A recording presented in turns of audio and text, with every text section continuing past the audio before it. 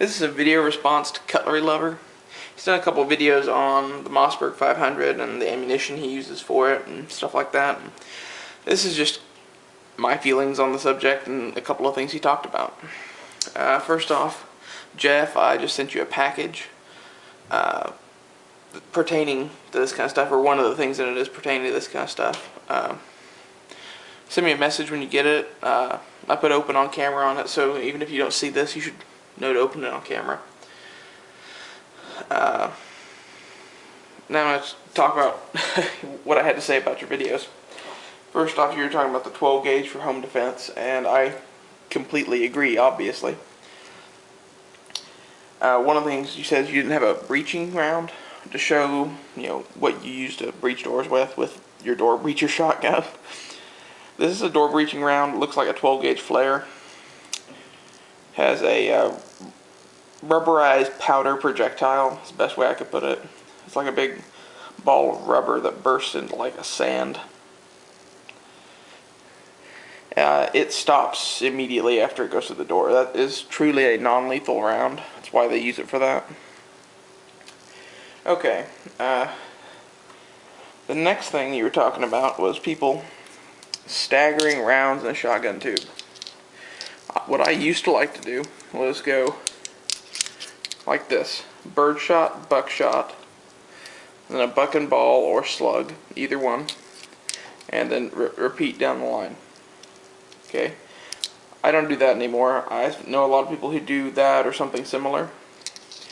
Now what I do is pretty much just these two. My first round of the tube is this. This is like a number 6 birdshot, I think. It's 3-inch Magnum. The reason this is in there is because it's truly non-lethal, and I don't want to have to shoot rounds in my house that could kill other people in my house. So using these would be a last resort, and it gives me at least something to try to scare them off with.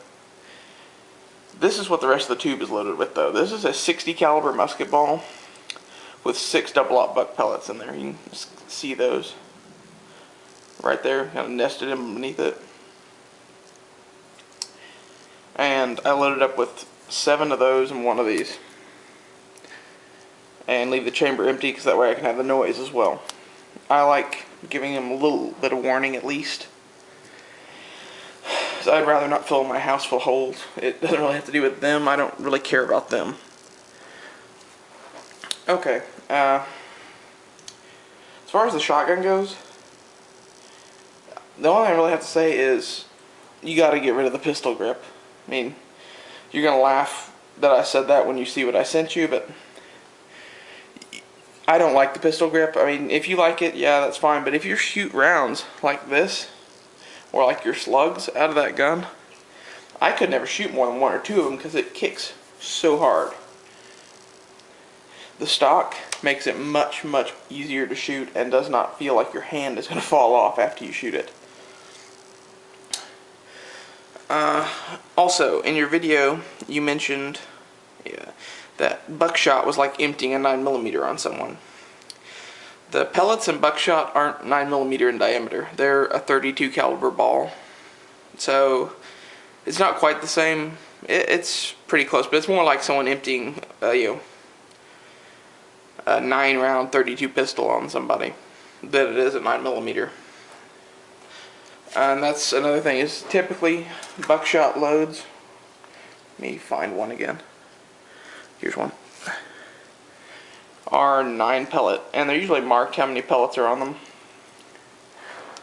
They're 8 to 10 pellets generally. 9 is the most common.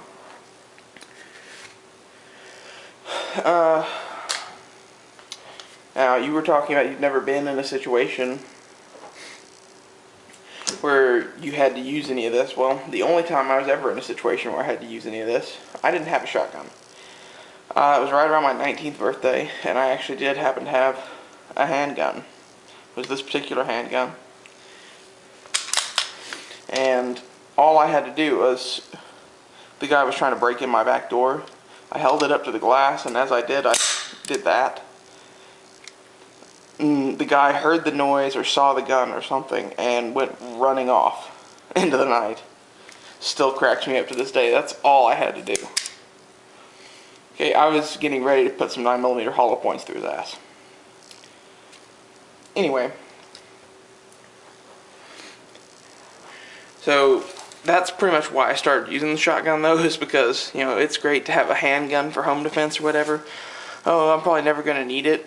Once you experience something like that and think, oh, I might actually have to use this, that's when people start having something like this around.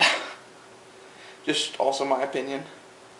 That, and I happen to have this handy attachment for it that makes me not have to, you know, shoot through my walls. Okay, I don't have it like that for home defense. I just think it's funny that the 590 can't actually take a bayonet. Oh, that was another thing too, is your 500 tactical cruiser, you called it. I don't think it's a 500. I've heard, you know, it called that before, but the barrel design is not a 500, it's a 590. The main difference between a 590 and a 500 is the hoops. Instead of the little screw on the end of the 500's magazine. On a 500, there is this tube with a hole in the end of it for your magazine. And on the end of your barrel, there's a little thing that comes down and has a screw in a washer type thing that fits into that little hole. You have another 500, that's probably what it has, so you know what I'm talking about. But all 590s have a cap like that, just like yours did. I'm not saying it is, maybe they did a special version or something, but that really looks like a 590. That's pretty much everything I wanted to say. Enjoy the package, Jeff. Be sure to tell me when you get it. I want to know it got there safe. I didn't pay for a tracking number. Sorry. Have fun with everything that's in it, and I'd love to see you do a video opening it. Thanks for watching, and have a nice day.